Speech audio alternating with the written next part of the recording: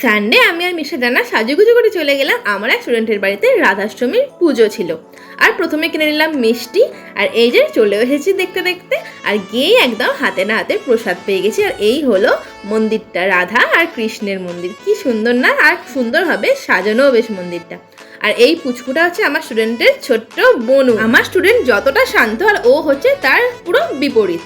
আর খুব কথা বলে, আর আঁকাতে গেলে তো একদম সারাক্ষণ বক বক করে, কি যে ভালো লাগে। আর আজকে আমাকে দেখে চিনতেই পারছে না, দেখো একটুখানি দেখে আর চলে আসে। আর ওই যে আমার স্টুডেন্ট, এই যে এর নাম হচ্ছে নৈরঞ্জনা, আর ওর বোনের নাম হচ্ছে উপাসনা। আর এই হলো আমাদের নৈরঞ্জনার উপাসনার বাবা মা।